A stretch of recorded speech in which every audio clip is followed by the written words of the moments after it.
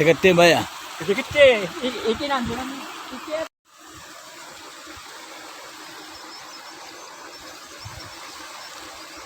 Le.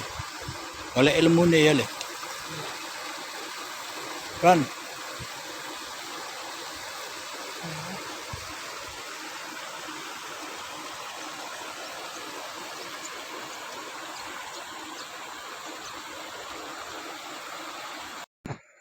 Assalamualaikum warahmatullahi wabarakatuh. Bismillahirrahmanirrahim. Ashhadu an la ilaha illallah wa ashhadu anna Muhammadar Rasulullah. Allahumma salli ala sayyidina Muhammad wa ala ali sayyidina Muhammad. Rabbi syrah li sadri wa yassir li amri wahlul 'uqdatam min lisani yafqahu qawli. Amin. Bismillahirrahmanirrahim. Salam hormatku, salam ta'zimku pada para sahabat-sahabatku tercinta, terkhususnya terhadap Gus Baha. Salam ta'zimku selalu dari Medan Sumut. Semoga kita semua senantiasa selalu di dalam lindungan Allah Subhanahu wa ta'ala. Amin ya rabbal alamin. Bismillahirrahmanirrahim. Sebelum kita awali kajian di siang yang indah ini, marilah kita dahulu kita gemahkan di dalam nyawa, di dalam jiwa, di dalam hati, di dalam ruh, dan di dalam kehidupan ini dengan kalimah-kalimah thayyibah. Subhanallah walhamdulillah wa la ilaha illallah wallahu akbar. Wala haula wala quwata illa billahil aliyil azim. Sadaqallahul azim. Pada siang yang indah ini ada sebuah video yang menginspirasi saya dari sahabatku, dari saudaraku Gus Baha. Marilah kita perdengarkan bersama-sama tentang hidup itu apa. Silahkan. Hidup itu apa? Hidup itu adalah cari sebanyak mungkin supaya hidup itu tidak tergantung pada banyak hal. Orang yang untuk mempertahankan eksistensinya butuh banyak hal, dengan yang tidak butuh banyak hal, itu pinter mana? Orang yang bahagianya nunggu jadi dokter, nunggu jadi kiai besar, kiai viral, dengan orang yang bahagia cukup dengan ngopi, itu pinter mana? Tapi kalau dibalik pertanyaannya, orang yang tahunya nikmat hanya kopi dengan nikmat yang banyak, pinter mana? Orang yang banyak kebutuhan itu sebetulnya banyak kebodohannya, karena menggantungkan kebahagiaannya dengan banyak. Makanya Imam Syafi'i ngendikan, istighna itu apa? Al istighna anisya'labi. Yang dikatakan kecukupan adalah berusaha sebanyak mungkin banyak hal tidak kamu butuhkan, bukan memenuhi semua kebutuhan kamu, karena nafsu kamu ini tidak ada batasnya gitu. Kalau kamu penuhin nggak akan selesai. Alhamdulillahirabbil alamin. Barakallah. Mutiara yang indah, sungguh-sungguh indah apa yang diungkap, apa yang diunggah oleh sahabat kita, saudara kita, bahkan guru, yakni Gus Baha. Alhamdulillahirabbil alamin. Di sini kami hanya menambahkan sedikit-sedikit saja dari sisi yang lain. Memang bila hidup ini penuh dengan kebutuhan-kebutuhan. Memang hidup ini penuh dengan permasalahan-permasalahan. Memang hidup ini penuh dengan belenggu kenistaan, belenggu kebutuhan-kebutuhan yang harus kita penuhi. Alhamdulillahirabbil alamin. Namun bila di dalam kehidupan ini, bila kita yang masih merasa berkuasa dan menguasai hidup, bila kita yang masih merasa hidup, maka itulah hukuman Tuhan, itulah azab Tuhan, yakni ketika kita merasa lebih wujud diri kita daripada wujud Tuhan, ketika diri kita merasa lebih hidup daripada hidupnya Tuhan, ketika kita merasa lebih kuasa dari kuasanya Tuhan, ketika kita merasa bisa mencukupi semua apa yang kita butuhkan, maka kita selama ini telah terazab dengan urusan-urusan dunia,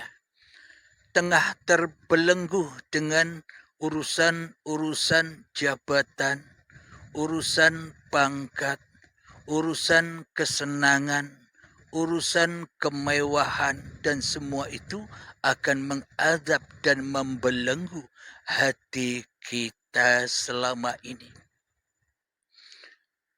Ketika kita merasa hidup dan ketika kita merasa yang paling punya badan ini, maka selamanya terputuslah tali Allah, terputuslah tali Tuhan, maka kita terazab tanpa tali Tuhan. Kita tersiksa di dalam kehidupan dunia ini tanpa Tuhan. Seolah-olah kan kita selama ini hidup sendirian. Badan-badan ini milik kita sendirian. Dan seolah-olah kitalah yang menjadi rajanya. Dan seolah-olah kitalah yang menjadi pemimpinnya. Sehingga kita disiksa, diazab dengan rasa-rasa yang kita punya. Karena semua seolah-olah milik kita. Tuhan tidak memiliki apa-apa. Allah tak punya apa-apa. Allah miskin. Allah tak ada. Allah gaib selama ini. Jadi selama Allah gaib, selama Allah tak ada, selama Allah tak hadir di dalam kehidupan kita, maka tersiksalah diri kita hidup sendirian. Hawa yang hidup sendirian tanpa Adam. Adamnya ditiadakan. Yang memberinya kenikmatan ditiadakan. Yang memberinya kehidupan ditiadakan. Yang memberinya kekuatan, kekuasaan ditiadakan, digoibkan. Ya akhirnya hidupnya merana dengan belenggu-belenggu urusan-urusan dunia. Jadi benarlah kata sahabatku, yakni Gus Baha, memang di dalam kehidupan ini kita diderah dengan berbagai macam-macam kebutuhan. Karena hawa nafsu kita ini tiada putus-putusnya untuk meraih urusan-urusan dunia, meraih urusan-urusan cita-cita dunia, kesenangan dunia, maka tak ada putusnya. Maka dari itu kita sekat kehidupan hawa nafsu ini, kita hadang dengan apa? Kita hadang untuk kita kembalikan lagi kepada Allah. Bahwa hidup ini apa? Hidup ini bukan hidupnya manusia. Kita menghadangnya dengan apa? Hidup ini apa? hidup inilah Allah. Ketika diri kita sudah rela, ketika diri kita sudah ridho, pasrah dan memasrahkan apa-apa kesemuanya yang bukan milik kita. Hidup bukan milik kita, badan bukan milik kita, dan semua bukan milik kita, maka terlepaslah belenggu-belenggu dunia itu, maka terlepaslah cita-cita dunia itu, maka terlepaslah apa yang selama ini menjerat kita. Jadi untuk melepaskan api-api jahanam, untuk melepaskan azab-azab dan siksa-siksa dunia ini, maka harus dihadang, dikembalikan lagi bahwa hidup ini bukan hidupku manusia. Jadi benarlah kata tausiahnya saudaraku Gus Baha, hidup itu apa? Hidup itulah hidup yang berkuasa atas dunia dan seluruh makhluknya.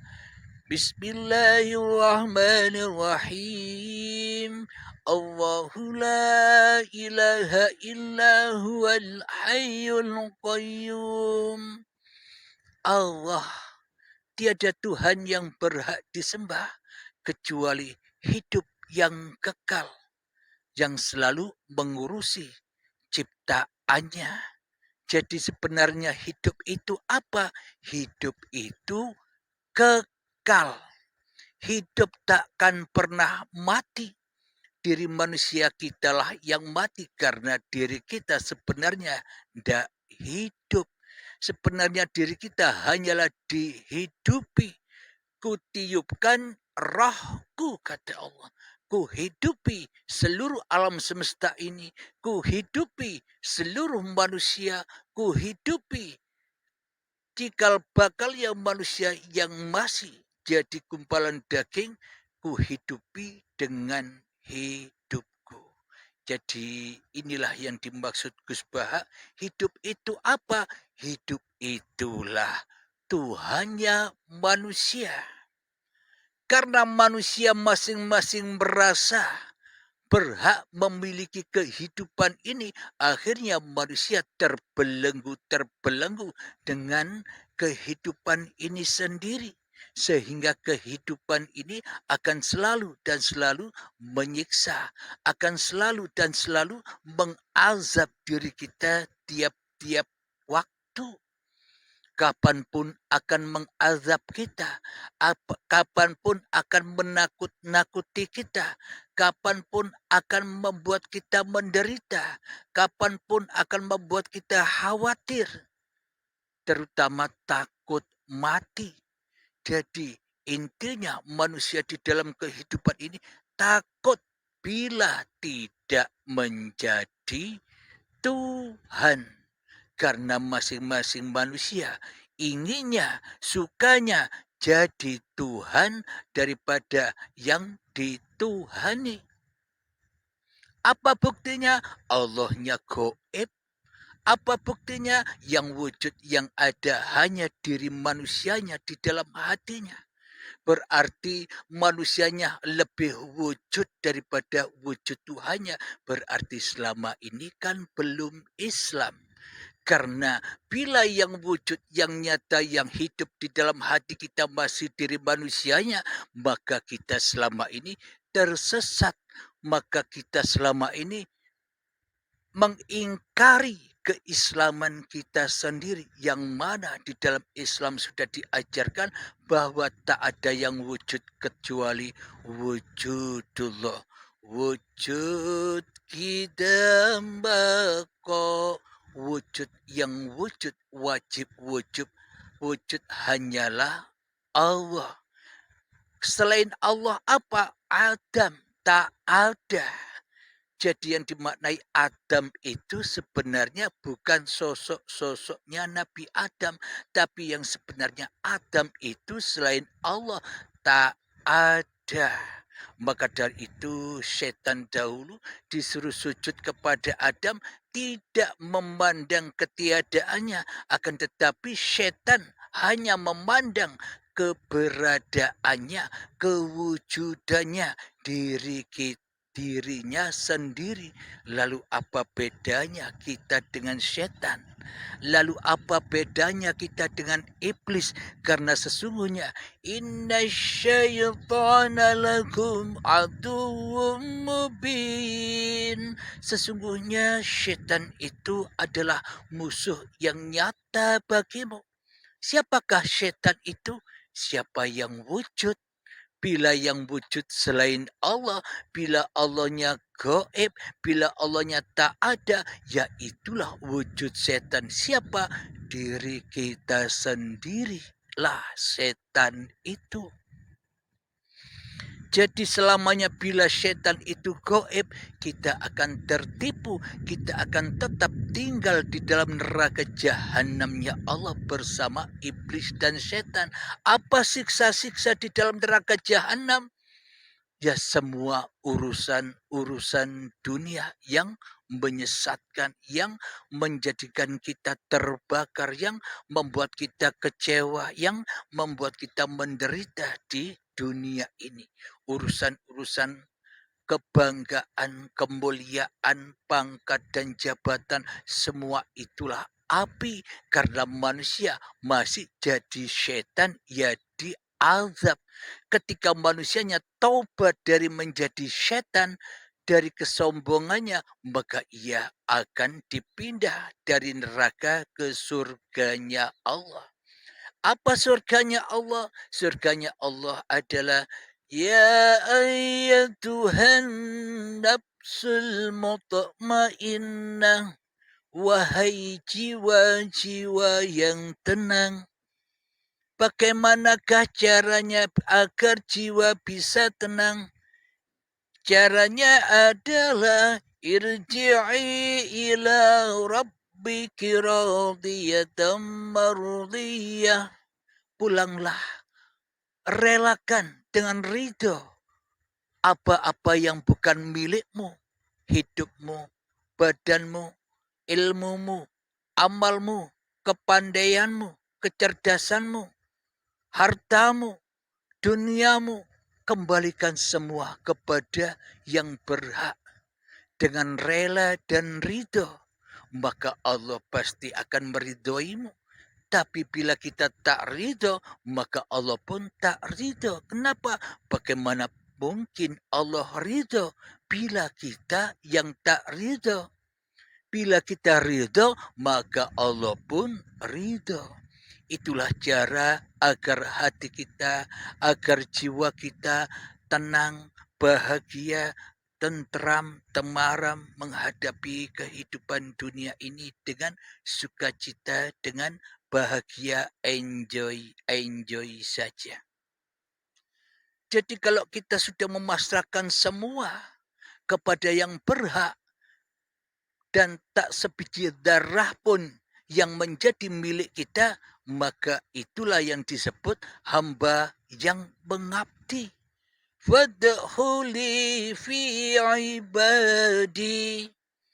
Itulah yang disebut mengabdi.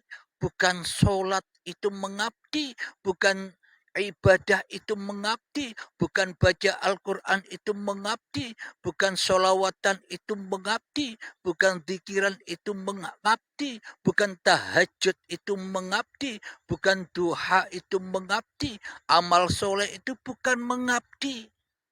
Semuanya bukan mengabdi bila dirimu masih ada di hatimu. Jadi yang dimaksud mengabdi itu pulang kampung. Asalnya Adam, ya kembali Adam. Asalnya tak wujud, ya kembali tak wujud. Asalnya tak hidup, ya kembali tak hidup. Asalnya gaib, kembali gaib. Jadi sebenarnya yang gaib itu siapa? Masa yang wujud dianggap gaib, yang gaib dianggap wujud? Berarti akidah kita selama ini, akidahnya siapa? Akidahnya orang ateis, akidahnya Fir'aun, akidahnya Dajjal, akidahnya iblis dan setan yang merasa dirinya paling ada daripada Tuhan. Alhamdulillahirabbil alamin. Setelah kita memasrahkan semuanya, itulah yang dimaksud mengabdi. Jadi golongan orang-orang yang mengabdi. Wa ma khalaqtul jinna wal insa illa liya'budun. Tidak kuciptakan jin dan manusia hanyalah untuk mengabdi kepadaku. Apa mengabdi itu?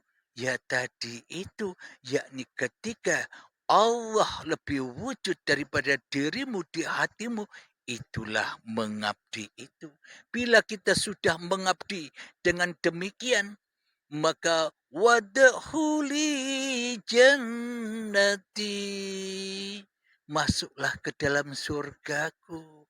Jadi terputuslah semua angkara murka, jadi terputuslah semua huru hara, jadi terputuslah semua ketakutan-ketakutan, jadi terputuslah semua penderitaan-penderitaan, jadi terputuslah semua yang kita takutkan, karena kita sebenarnya tak ada apa yang mau ditakutkan lagi, apa yang mau dibutuhkan lagi, apa yang kita harapkan lagi. Yang kita harapkan, yang kita kangeni, yang kita rindui hanyalah tempat di mana kita pulang, yakni kepada Allah.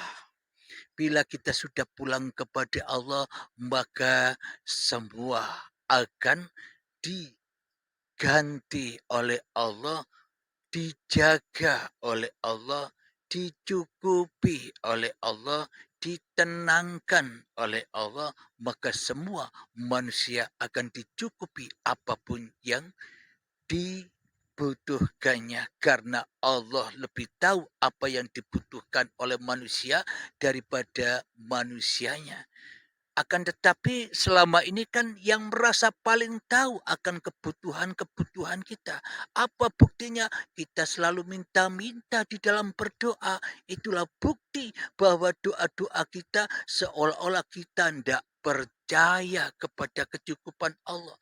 Kenapa? Karena kita selama ini rakus dengan dunia, rakus dengan apa-apa yang bukan milik kita. Alhamdulillahirabbil alamin. Semoga saya khususnya yang sama-sama masih belajar bersama sahabat-sahabat di channel Uripi Allah, dan salam hormatku, salam ta'zimku buat Gus Baha. Semoga kita semua senantiasa di dalam lindungan Allah Subhanahu wa taala. Amin ya rabbal alamin. Sebelum kita akhiri kajian di siang ini, marilah kita gemahkan salawat dari mintaf'ul bala. Allahumma salli ala Sayyidina Muhammad wa ashghili zalimin bi zalimin. Allahumma salli ala Sayyidina Muhammad wa ashghili zalimin bi zalimin wa ahrijna min bainihim salimin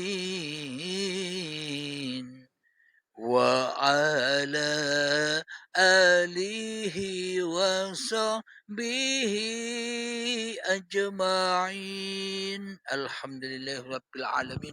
Allahumma ya qadiyal hajat, Allahumma ya mujibad da'wat, Allahumma ya rafi'ad darajat, Allahumma ya muhillal muskilat, Allahumma ya syafiyal amrat, Allahumma ya kafiyal muhimmat, Allahumma ya dafi'al baliyat. اللهم اختم لنا بالإيمان، اللهم اختم لنا بالإسلام بجاه سيد المرسلين ربنا آتنا في الدنيا حسنة وفي الآخرة حسنة وقنا عذاب النار وصلى الله على سيدنا محمد وعلى آله وصحبه وسلم والحمد لله رب العالمين. Akhir kalam, Assalamualaikum warahmatullahi wabarakatuh.